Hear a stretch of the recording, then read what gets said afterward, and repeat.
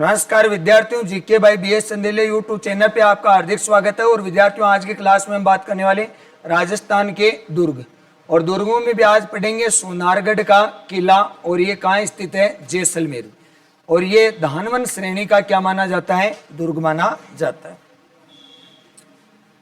UPI का नाम रहेगा सोनारगढ़ का किला।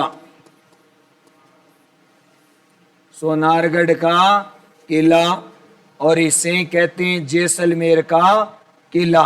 क्या कहते हैं विद्यार्थियों? जैसलमेर का किला, इसे कहते हैं जैसलमेर का किला। अगर आपसे क्वेश्चन पूछा जाए एग्जाम में ये कहाँ स्थित है, तो स्थान पूछे तो जैसलमेर, इसका स्थान कौन सा रहेगा? स्थान रहेगा जैसलमेर। इसकी अगर आपसे क्या पूछी जाए, श्रेणी पूछे, तो ये है धानवन ऑब्लिक मारू दुर्ग। इस दुर्ग का अगर आपसे क्या पूछा जाए, निर्माण पूछा जाए, तो निर्माण 1155 में किसने करवाया था? जैसले भाटी ने करवाया था। निर्माण 1155 ईस्वी में किसने करवाया? जैसले भाटी ने इसका निर्माण करवाया था। अब बात करते हैं विद्यार्थियों, कौन सी पहाड़ी पर यह दुर्ग स्थित है? तो ये त्रिकूट पहाड़ी पर स्थित है। कौन सी पहाड़ी पर है? त्रिकूट पहाड़ी पर है। जबकि त्रिकूट जो पर्वत है वो कहाँ है? करौली में है। और त्रिकूट पहाड़ी तो कहाँ है? जैसलमेर में। और त्रिकूट पर्वत कहाँ है? करौली में। त्रिकूट पर्वत पे केला देवी का क्या बना हुआ है? मंदिर बना हुआ है। तो कौन सी पहाड़ी पर है ये? त्रिकूट पहाड़ी पर स्थित। क्या स्थित है विद्यार्थियों? सोनारगढ़। सोनारगढ़ त्रिकूट पहाड़ी पर स्थित है। तो ये भी यहीं लिख लो।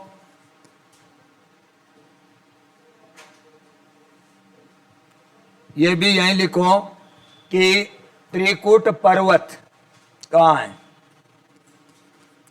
त्रिकूट पर्वत, और ये कहाँ है? करौली में है विद्यार्थियों, याद रखना। कहाँ है? करौली में। क्या बना हुआ है? केला देवी का मंदिर बना हुआ है। केला देवी का मंदिर बना हुआ है। कहाँ? हाँ, त्रिकूट पर्वत करौली। अब बात करते हैं विद्यार्थियों इस दुर्ग का उपनाम। देखो विद्यार्थियों, इसे कहते हैं सोनारगढ़ का किला के नाम से जाना जाता है। इसे त्रिकूटा गढ़ के नाम से जाना जाता है। इसे सवर्णगिरी के नाम से जाना जाता है। और इसे राजस्थान का अंडमान कहते हैं, रेगिस्तान का गुलाब कहते हैं, गलियों का दुर्ग कहते हैं, गौरगढ़ दुर्ग के नाम से भी ये जाना जाता है। किसका? सोनारगढ़। तो बात करेंगे इसके उपनाम।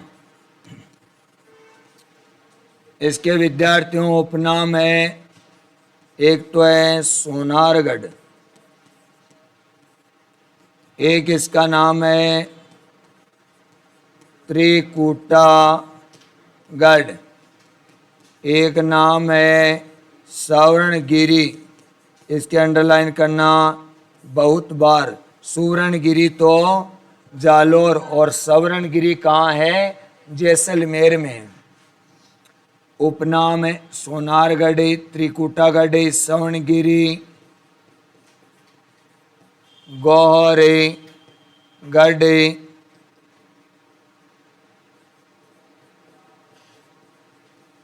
रेगिस्तान का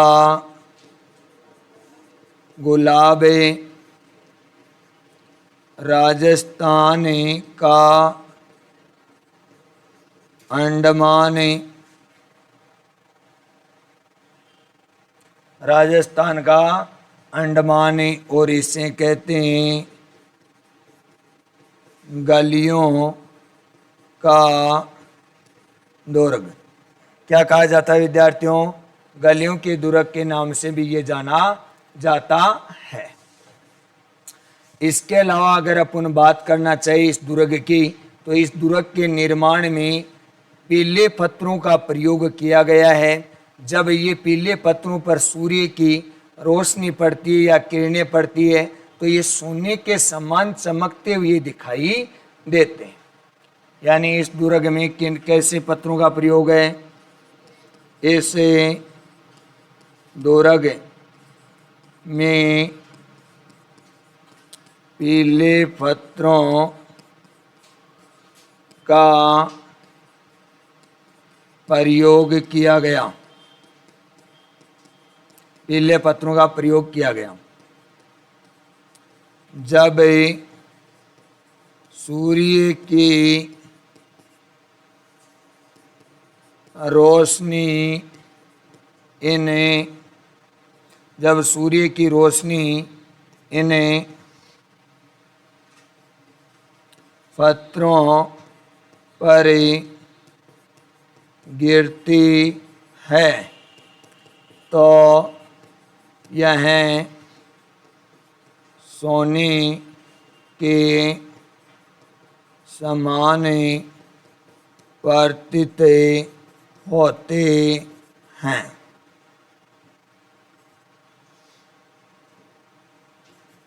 सोने के समान प्रतीत होते हैं।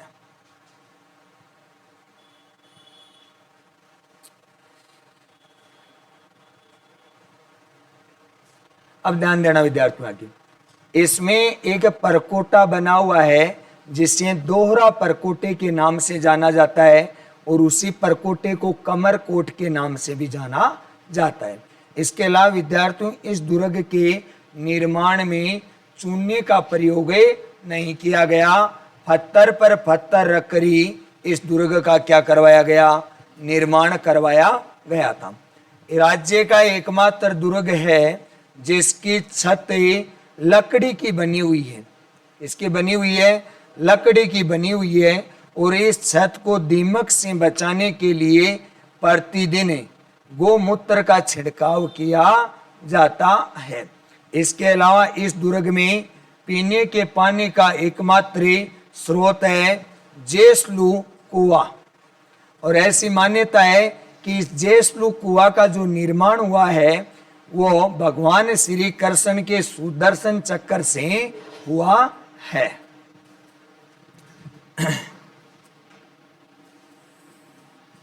अब बात करेंगे विद्यार्थियों परकोटा, अरे वो भी कैसा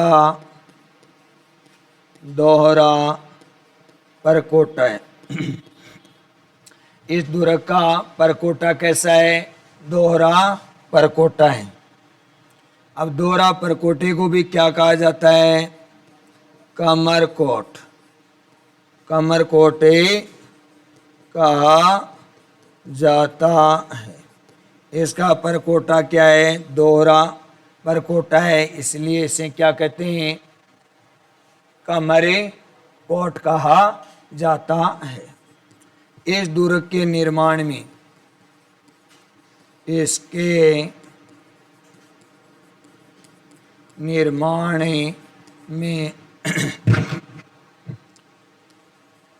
चूने का प्रयोग नहीं किया गया, इसके निर्माण में चूने का प्रयोग नहीं किया गया। तो किसका प्रयोग किया गया विद्यार्थियों? पत्थर पर पत्थर रखकर इसका निर्माण किया गया। पत्थर पर पत्थर रख करे इसे दुर्ग का निर्माण किया गया। निर्माण किया गया। किसका निर्माण किया गया? इसके निर्माण में चूने का प्रयोग नहीं हुआ, पत्थर पर पत्थर रखकर इसका निर्माण किया गया। एकमात्र दुर्ग जिसकी छत किसकी है?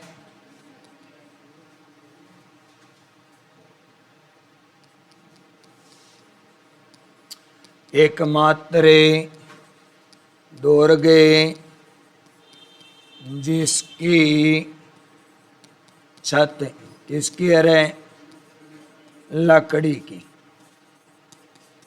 इसे दीमक से बचाने के लिए, इसे दीमक से बचाने के लिए इसे दीमक से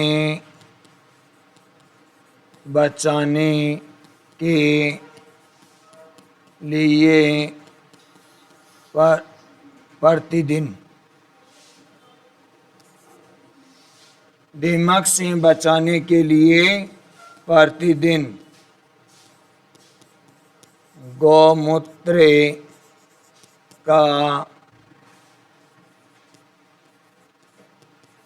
छिड़काव किया जाता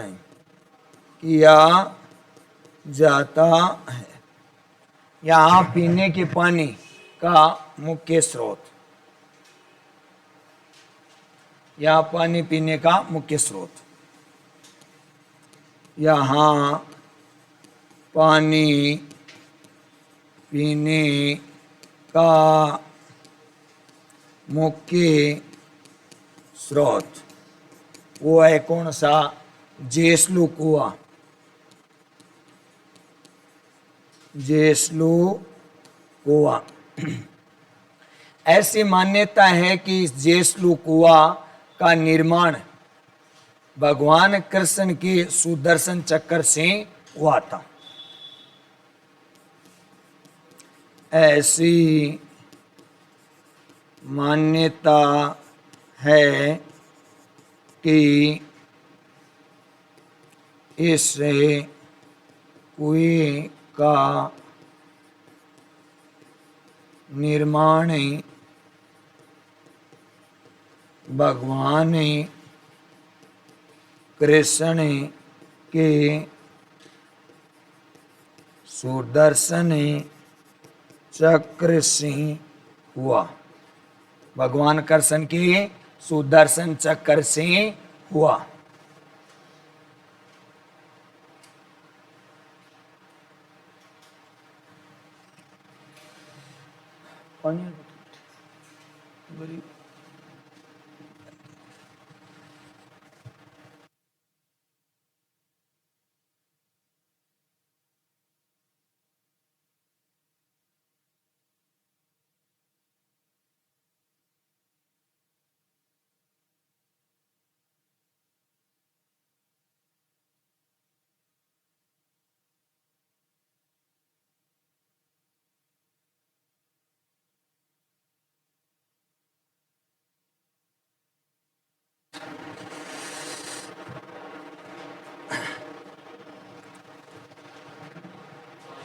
ध्यान देना विद्यार्थियों, इस दुर्ग की और क्या क्या विशेषताएं हैं? पानी पीने का मुख्य स्रोत है जेसलू कुआं। ऐसी मान्यता है कि इस कुएं का निर्माण भगवान कृष्ण के सुदर्शन चक्र से हुआ है। इसके अलावा एक व्यक्ति है अबुल फजल ने कहा है और चारण साहित्यकारों ने अपने ग्रंथों में लिखा है कि इस दुर्ग के बारे में कहा जाता है, क्या कहा जाता है विद्यार्थियों, कि घोड़ा कीजिए काठ का, पग कीजिए पाषाण, अख्तर कीजिए लोहे का, तब पहुंचे जैसान।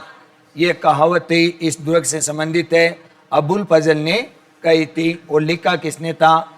चारण कवियों।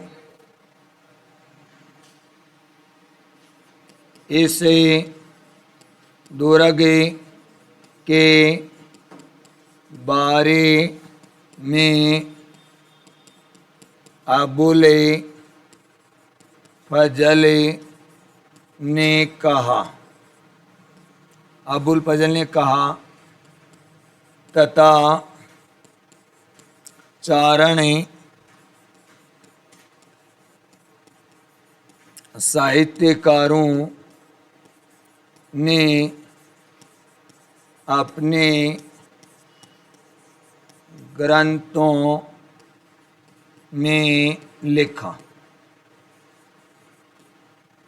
चारण साहित्यकारों ने अपने ग्रंथों में लिखा। अब विद्यार्थियों क्या लिखा उसकी बात करते हैं। इसमें कहा गया कि क्या कहा गया कि घोड़ा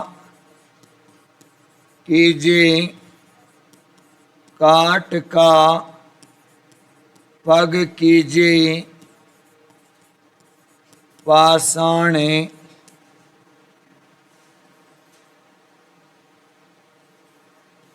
अख्तर कीजिए लोहे का तब पहुँचे जैसान। ये महत्वपूर्ण पंक्तियां हैं अबुल फजल की। कौन से दुर्ग से संबंधित है, एग्जाम में बहुत बार आती है। तो ये सोनारगढ़ दुर्ग से संबंधित है। अगर विद्यार्थियों घोड़ा, इसमें बताया गया घोड़ा कीजिए काट का, यानी इस दुर्ग के पास या इस दुर्ग में जाने के लिए यदि किसी व्यक्ति को जाना है तो उसको काट यानी लकड़ी का तो क्या चाहिए, घोड़ा चाहिए। और उस घोड़े के पैर कैसे होने चाहिए,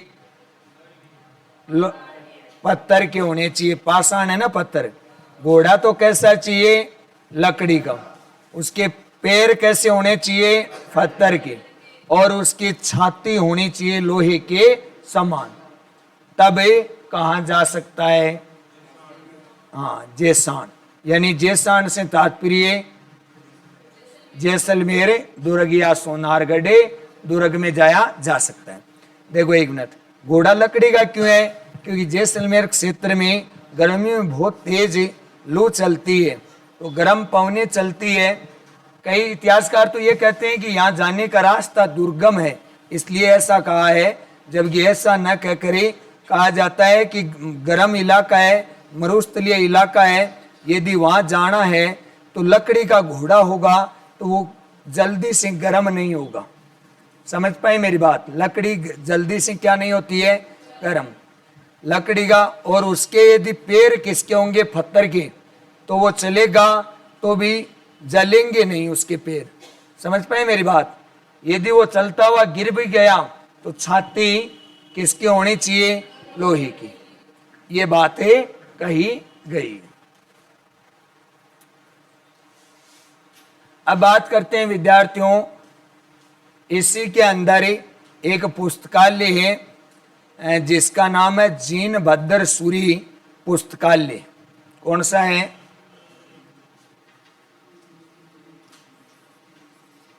इस दुर्ग में हस्तलिखित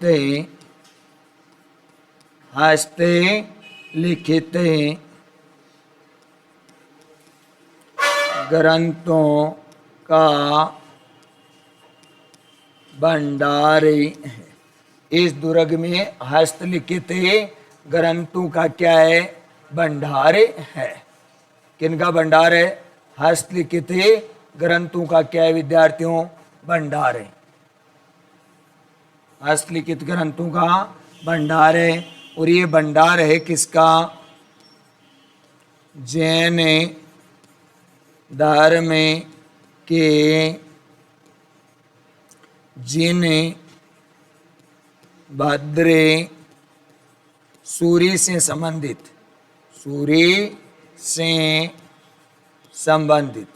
जिन भद्र सूरी से संबंधित है। ये किससे संबंधित है, जिन भद्र सूरी से संबंधित है। तो आपसे पूछा जाए एग्जाम में कि जिन भद्र सूरी हस्तलिखित पुस्तकालय कहाँ है? तो सोनारगढ़ जैसलमेर। जिन्हें भद्रे सूरी, जिन भद्र सूरी हस्ते लिखित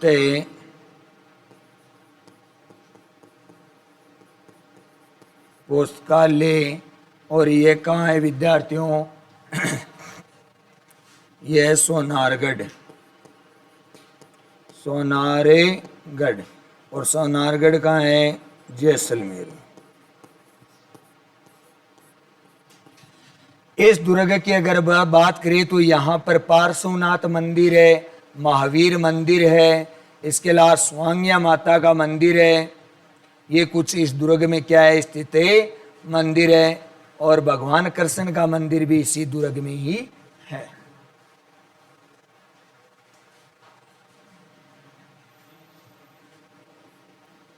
यहां देखो, एक तो है पार्श्व नाथ मंदिर, एक है महावीर मंदिर स्थित है। मां पार्श्वनाथ मंदिर है, महावीर मंदिर है। इसके अलावा और कौन कौन से विद्यार्थियों? एक है भगवान कृष्ण का मंदिर है, भगवान कृष्ण का मंदिर है। एक है स्वांगिया माता का मंदिर है, या आवड़ माता का आवड़ माता का मंदिर है, या स्वांगिया माता का मंदिर है। तो ये तो है प्रमुख मंदिर। अब बात करते हैं इसमें स्थित महल। किनकी बात करेंगे? इसमें स्थित महल की अगर अपन बात करना चाहिए तो एक है यहाँ बादल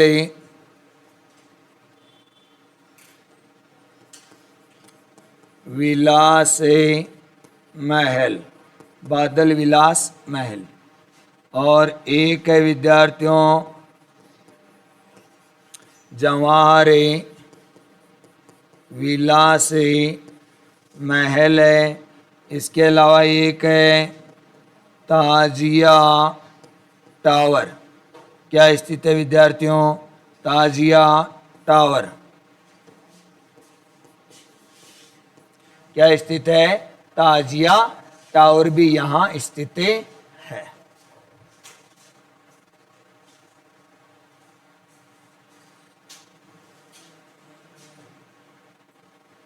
अब विद्यार्थियों ये जो ताजिया टावर है ना, इस पर ही स्थित है ये कौन सा? बादल विलास महल। किस पे स्थित है? यह है महल ताजिया टावर पर स्थित है। यह महल किस पर स्थित है? ताजिया टावर पर स्थित है। इसलिए राजस्थान का सबसे ऊंचा बादल महल, राजस्थान का सबसे ऊंचा बादल महल तो वो कहाँ है विद्यार्थियों? सोनारगढ़। कहाँ स्थित है? सोनारगढ़। अब ध्यान देना विद्यार्थियों, राजस्थान में कई जगह बादल महल है, तो अलग अलग दुर्ग में अलग अलग पढ़ेंगे। इनको अब एक बार कंबाइंड ही पढ़ लेते हैं एक जगह ही, कि कौन कौन से दुर्ग में कौन कौन से स्थान पर क्या बने हुए हैं बादल महल, ताकि बार बार इसमें कोई कंफ्यूज वाली स्थिति नहीं बनी। तो राजस्थान के बादल महल में अगर सबसे पहले बात करें तो बादल महल, और बादल महल एक तो कौन सा है? सोनारीगढ़। जैसलमेर। बादल महल एक तो कौन सा है? सोनारगढ़ जैसलमेर में। और ये राजस्थान का सबसे ऊंचा बादल महल है। दूसरा है बादल महल और दूसरा है जूनागढ़ बीकानेर। जूनागढ़ बीकानेर में यहाँ बादलों का आभास होता है। ऐसे लगते हैं कि बादल यहाँ नजदीक पास में ही उतर आए। इस महल से किसका आभास होता है? यहाँ बादलों का आभास होता है। यहाँ बादलों का क्या होता है? आभास होता है।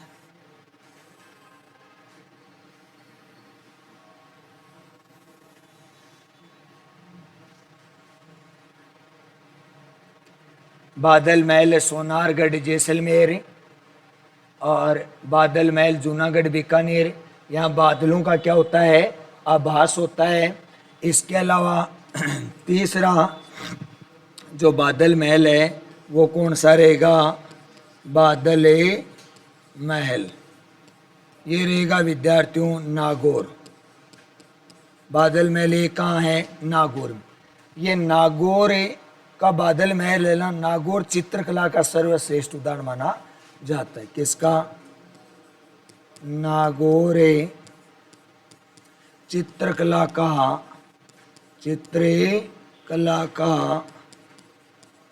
सर्वश्रेष्ठ उदाहरण माना जाता है। उदाहरण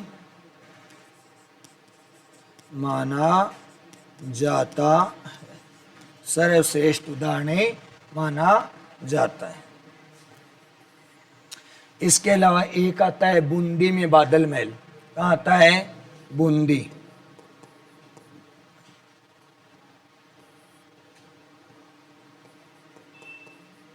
बादल महल कहाँ स्थित है? एक है बूंदी में। कहाँ है? बूंदी में।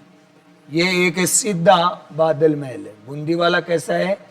एक सीधा बादल महल है। एक सीधा बादल महल है। बूंदी वाला कैसा है? एक सीधा बादल महल है। कौन सा? बूंदी वाला। इसके बाद एक आता है कुंभलगढ़ में। कौन सा आता है?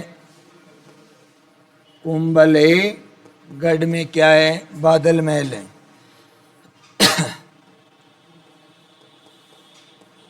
बादल महल ये कहाँ है? कुंभलगढ़ में। बादल महल ये कहाँ है विद्यार्थियों? कुंभलगढ़ में है। इसके अलावा एक बादल महल कहाँ है?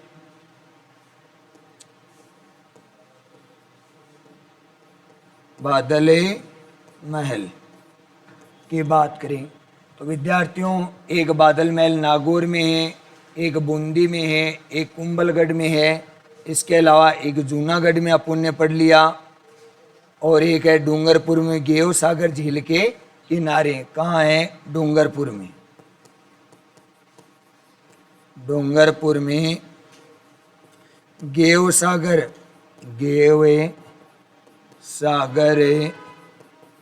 झील के किनारे।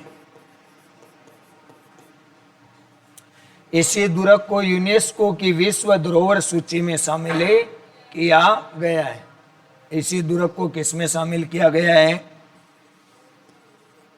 यूनेस्को की विश्व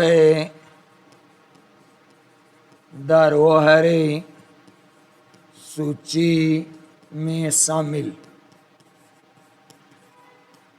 और ये कब? जून 2013। कब शामिल किया गया है? जून 2013। 21 जून फिक्स डेट देखे तो 21 जून। अब इस दुर्ग में विद्यार्थियों 2.5 शाक्य हुए हैं। कितने शाक्य हुए हैं? 2.5 शाक्य हुए हैं। इस दुर्ग में 2.5 साके हुए, जिसमें बात करते हैं सबसे पहले सन स्थान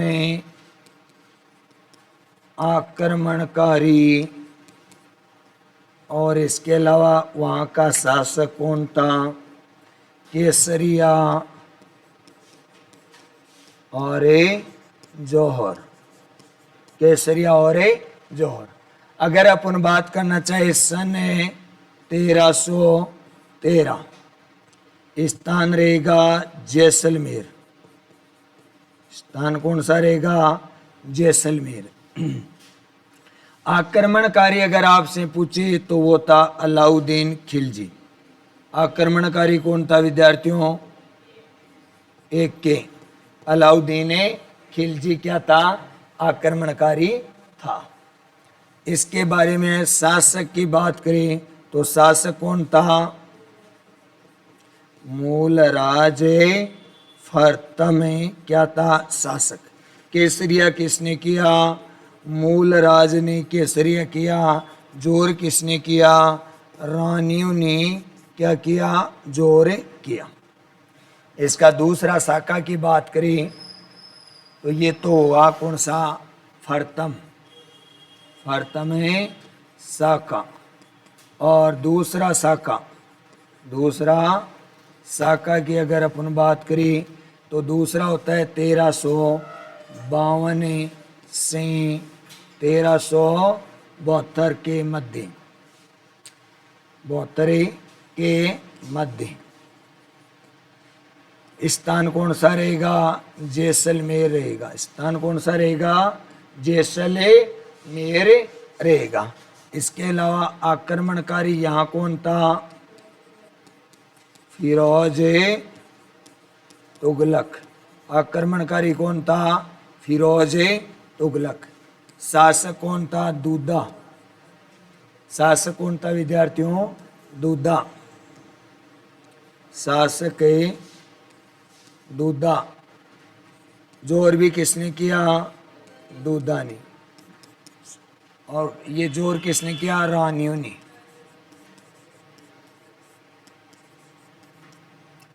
अब एक होता है अर्ध शाखा और ये होता है 1550-51। कब होता है, अर्ध शाखा, और ये कब होता है, 1550-51। कहाँ होता है, जैसलमेर में होता है। तभी तो दो तो पूरे हुए और एक में क्या नहीं हुआ, जोर, तो याद रह गए, इसलिए 2.5 साके बोले जाते हैं।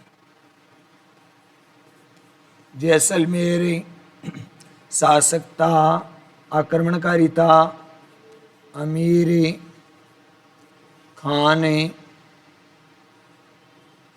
कंधार, अमीर अली है, अमीर अली कंधार।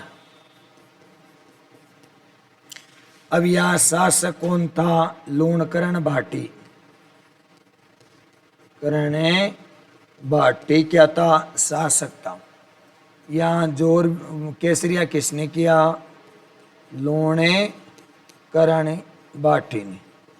परंतु विद्यार्थियों इसमें क्या नहीं हो पाया, जौहरे नहीं हुआ, इसलिए यह अर्ध शाखा ही रहा। और आज की क्लास में विद्यार्थियों हम इतना ही पढ़ेंगे।